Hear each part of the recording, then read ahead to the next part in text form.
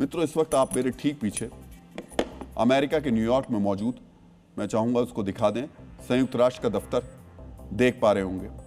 इसका पता है संयुक्त राष्ट्र मुख्यालय 405 ईस्ट 42वीं स्ट्रीट न्यूयॉर्क 10017 अमेरिका।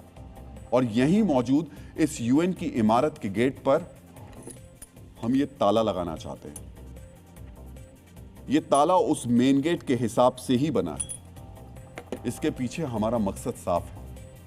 हमें लगता है दुनिया के तथाकथित सबसे बड़े संगठन संयुक्त राष्ट्र में ताला लगाने का समय आ गया है, क्योंकि जब पाकिस्तान जैसा आतंकी देश ही सीज फायर कराएगा तो फिर यूएन यानी संयुक्त राष्ट्र क्या करेगा?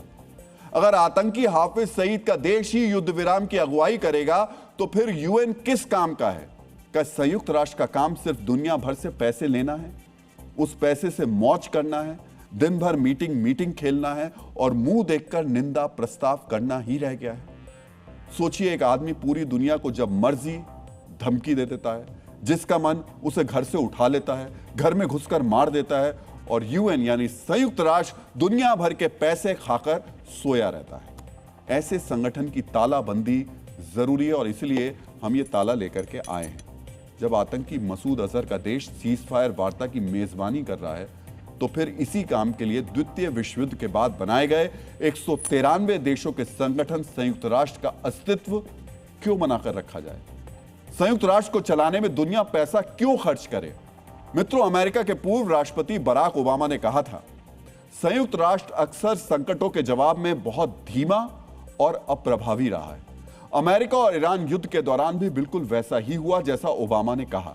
संयुक्त राष्ट्र अपने काम में पूरी तरह निष्फल साबित हुआ, जिसके बाद शांति वार्ता उस पाकिस्तान में हो रही है जो खुद अशांत है और दुनिया के बड़े हिस्से में अशांति का जिम्मेदार है।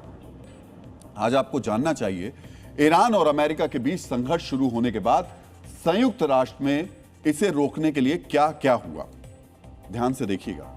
28 फरवरी 2026 के दिन जब अमेरिका और इजराइल ने ईरान पर हमला किया और ईरान के सुप्रीम लीडर अली खामनेई मारे गए तो सुरक्षा परिषद में एक आपातकालीन बैठक हुई जिसमें दोनों पक्षों ने एक दूसरे पर आरोप लगाए। इस बैठक में युद्ध रोकने पर कोई बात नहीं हुई, यानी संयुक्त राष्ट्र सिर्फ एक दूसरे पर आरोप लगाने का मंच बना।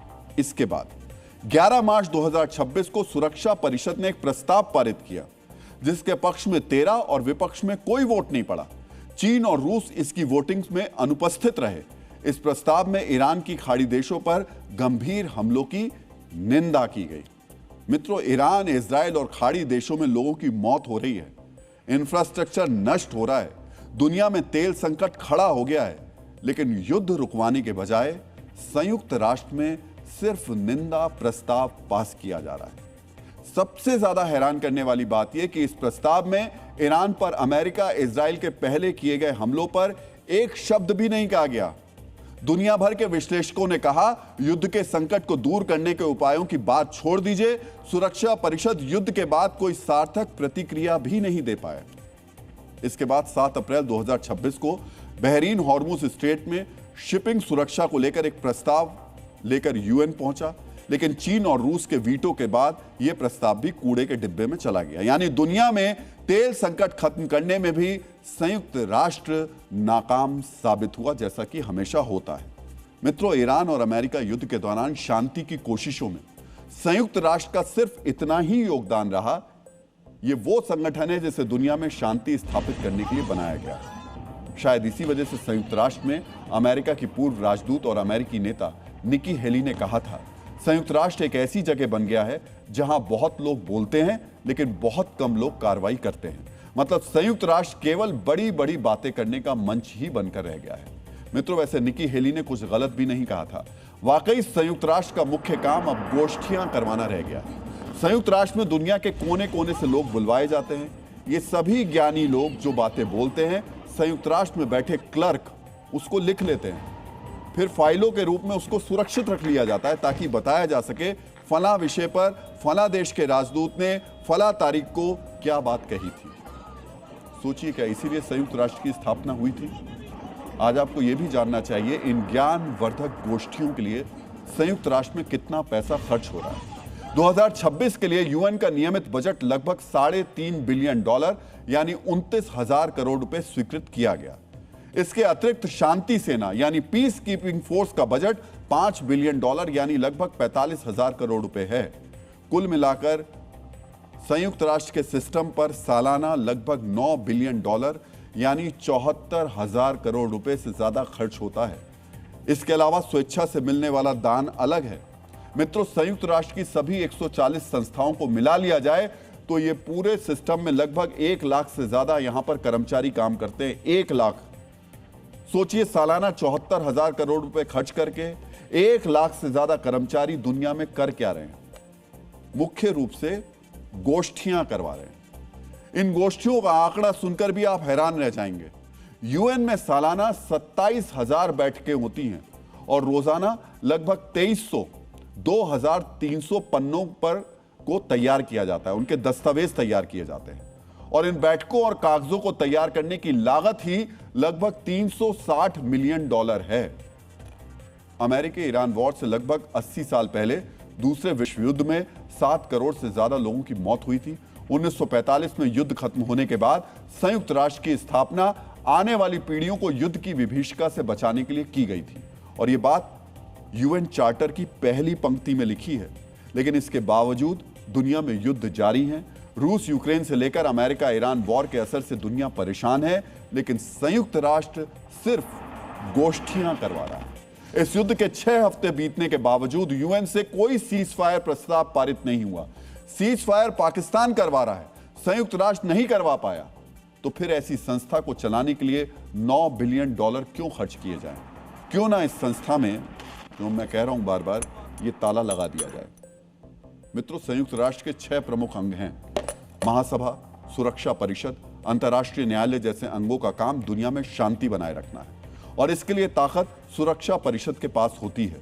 सुरक्षा परिषद इसके लिए देशों पर पाबंदी लगा सकती है, युद्ध के स्थानों पर शांति सेना भेज सकती है, जरूरत पड़े तो सैन्य कार्रवाई की अनुमति भी दे सकती है। इसके फैसले संयुक्त राष्ट्र के सदस्य देशों को मानने पड़ते हैं, लेकिन समस्या उन 5 देशों की वीटो पावर है जो सुरक्षा परिषद के स्थायी सदस्य हैं। अमेरिका, रूस, चीन, ब्रिटेन और फ्रांस में से कोई भी सदस्य देश वीटो कर देता है तो फैसला 0 हो जाता है। मान लीजिए 14 देश कहते हैं युद्ध रोकना चाहिए, लेकिन एक सदस्य देश जैसे अमेरिका या रूस मना कर दें तो यूएन कुछ नहीं कर पाएगा। और जब इनमें से कोई देश खुद युद्ध में शामिल हो तब तो युद्ध रुकना लगभग नामुमकिन हो जाता है। और हाल फिलहाल यूएन में किसी युद्ध को रुकवाने में बड़ी भूमिका अदा नहीं की है। मित्रों, अमेरिका जैसा देश जो यूएन को सबसे ज्यादा फंड देता है, वो भी यूएन का फंड रोकने लगा है और अमेरिका के राष्ट्रपति ने युद्ध रोकने और शांति के लिए बोर्ड ऑफ पीस बनाने का संगठन का ऐलान किया है, जो गाजा के साथ साथ दुनिया के दूसरे क्षेत्रों में युद्ध रुकवाने का काम करेगा। सोचिए, क्या अब भी सिर्फ गोष्ठी करवाने के लिए संयुक्त राष्ट्र की जरूरत बची है? हमारा देश भारत भी यूएन को फंड देता है। आज हम इस बात की अपील भी कर रहे हैं, सबसे पहले भारत को ही अपने फंड की बर्बादी रोकनी चाहिए। भारत दुनिया के उन देशों में शामिल है जो सही वक्त पर यूएन के लिए फंड जारी करता है, लेकिन अब वक्त आ चुका है इस संगठन की अक्षमता को देखते हुए भारत को इस फंड पर रोक लगा देनी चाहिए। भारत यूएन सिस्टम को सालाना 500 से 600 करोड़ रुपए के आसपास योगदान देता है। आज आपको समझना चाहिए इतने पैसों से भारत में क्या क्या हो सकता है। मित्रों, इतनी रकम से भारत 5 जिला अस्पतालों का आधुनिकीकरण करवा सकता है। इतने पैसों से लगभग 25,000 गांवों में सोलर पैनल लग सकते हैं और जल शुद्धिकरण करवाया जा सकता है। 1 करोड़ बच्चों को 1 साल का मिड डे मील दिया जा सकता है। एम्स जैसे एक अस्पताल का निर्माण किया जा सकता है।